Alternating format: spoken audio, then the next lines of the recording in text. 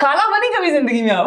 हाँ जी, बहुत सारे बच्चों दी। कभी फुप्पो बनी आप? हाँ जी, वो भी बढ़िया, पर कभी भी मौका नहीं मिलिया किस चीज का? असली वाली फुप्पो दा किरदार असली, करने दा। okay. वो जरा मेरे को रहा है लेकिन फुप्पो बड़ी प्यारी शय होती है। नॉट वो चाहे असली हो चाहे फसली हो।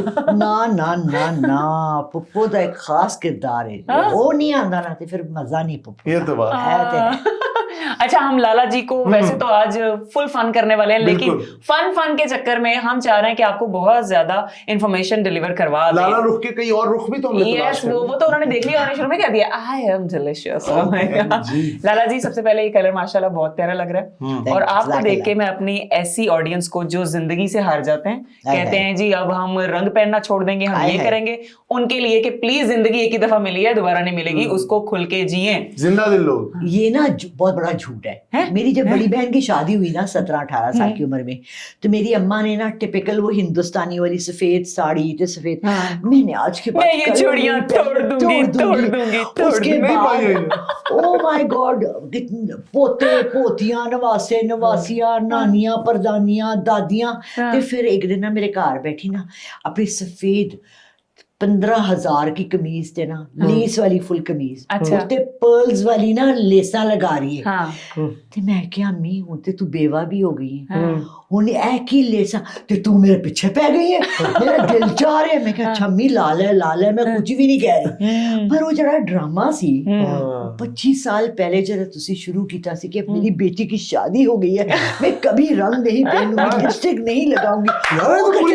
यार एक्टिंग के चक्कर में मैंने उनकी एक चीज पकड़ ली है, और अब दुनिया को भी दिखाते हैं। ये भी हमें क्या कहती मुझे पंजाबी नहीं बोलनी आती है यार, मैं पंजाबी पॉडकास्ट में कैसे बैठूंगी, और आप तो मायरा खान से अच्छी पंजाबी बोल रही हैं। मायरा खान ने भी बोली थी, बिस्ती करी मायरा खान ने नहीं अच्छी बोली, वो कह रही अच्छी नहीं बोली। मौला जट में मायरा खान ने डायलॉग रिपीट करें जो उसने कहा, मौला मैं तेरी पक्की मैं तेरी पक्की आंखें करनिया।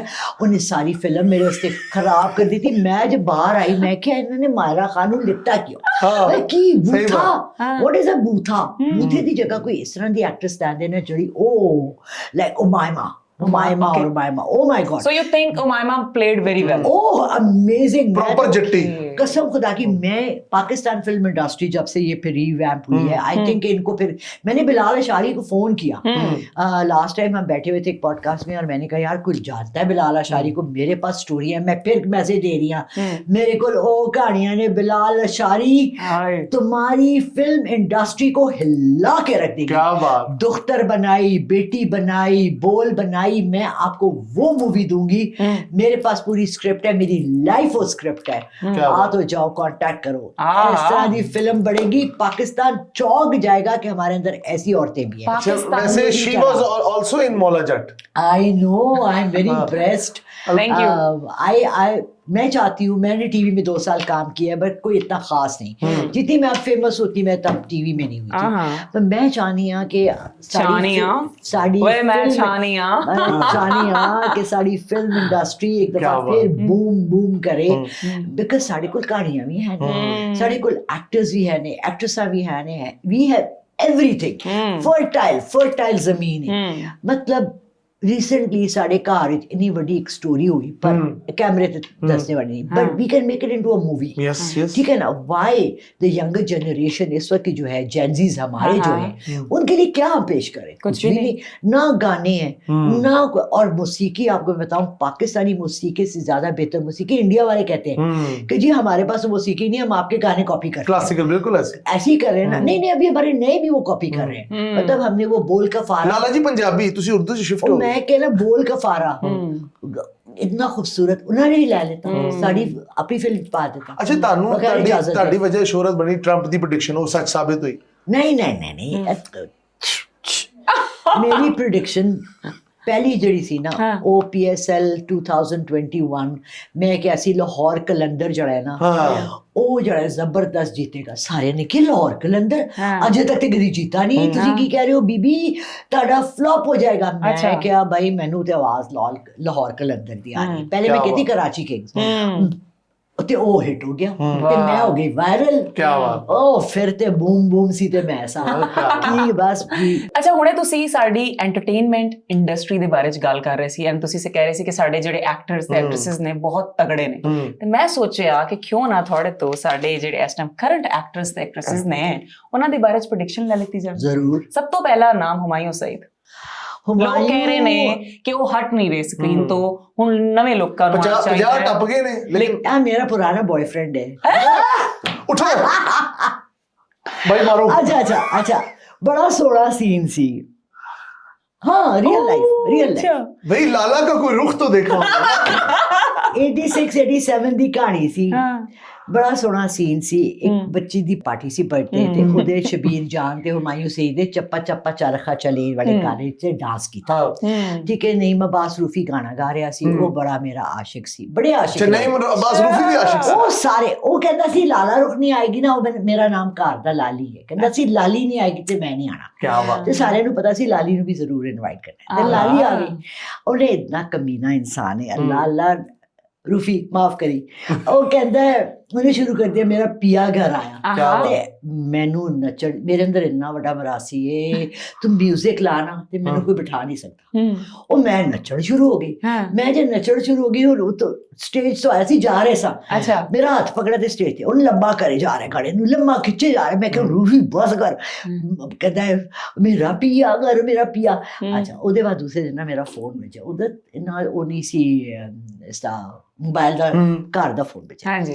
एक बंदा कहता है हेलो की हाल है? मैं कहा जी मैं ठीक ठाक, आप कैसी हैं? मैंने कहा ठीक ठाक। आप डांस बहुत अच्छा करती हैं। मैंने कहा जी मुझे पता है, मैं बहुत अच्छा डांस करती हूँ अल्हम्दुलिल्लाह। कहता है ऐसे अगर हो कि हम होटल का कमरा लें, 5 स्टार होटल का, और आप और मैं। मैंने कहा जी मैं पागल हूँ, मैं होटल का कमरा लूँ? क्यों? कहता है आप पहचाने मैं कौन हूँ? मैंने कहा आप हुमायूं सईद हैं। नहीं वो तो 3rd क्लास लड़का है। मैंने कहा जी आप वही हैं, वही सी।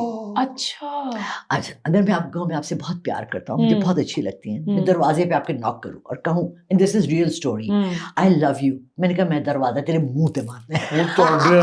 So I'm one of those women who's rejected Humayun Saeed. Okay.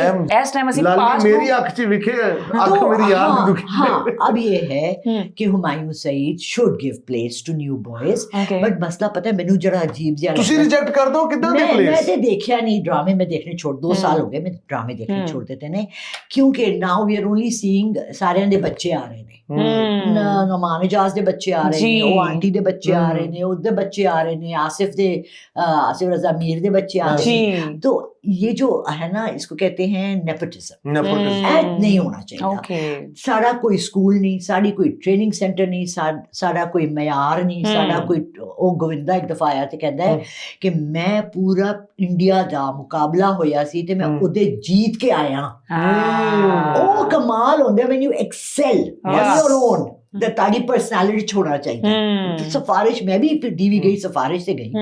मैं कड़ी एक्सेलेंट कोई टीवी आर्टिस्ट, मैं भी किसी की सिफारिश से गई। अदनान जिलानी दे अब्बा दे नाल मेरा पहला, अदनान जिलानी दे अब्बा दे नाल मेरा पहला सीरियल सी। अच्छा, शुक्र है ਤੁਸੀਂ ਲਾਈਨ ਪੂਰੀ ਕਰ ਦਿੱਤੀ। हाँ, मैं भी घबरा मेरा पहला ਉਹ ਤੇ ਰੁਕ ਗਏ। मैं क्या है कि मेरा लेके पहला, लेकिन कुछ कहना चाह रहे हैं जी। तो फिर की होया कि समथिंग फिशी। ओके, यार ਉਹ ਨਾ ਥੋੜਾ ਪਹਿਲਾ ਡਰਾਮਾ ਸੀ ਨਾ ਜਿਹੜਾ ਤੁਸੀਂ ਕੀਤਾ। ਮੈਂ ਬੜੇ ਡਰਾਮੇ ਕੀਤੇ ਨੇ। ਇਸੇ ਤੇ ਕਹਿ ਰਹੀ ਹਾਂ ਬਿਲਾਲ ਆ ਜਾ ਇਹ ਤੇ ਛੋਟੀਆਂ ਛੋਟੀਆਂ ਕਹਾਣੀਆਂ ਨੇ ਤੇ ਵੱਡੀ ਅਗਲਾ ਪੁੱਛ ਲਓ। ਅਗਲਾ ਉਹ ਕਿਤੇ ਕਹਾਣੀਆਂ ਇਹਨਾਂ ਦੇ ਕੋਲ, ਖਾਲਾ ਜੀ ਦੇ ਕੋਲ ਇੰਨੀਆਂ ਕਹਾਣੀਆਂ।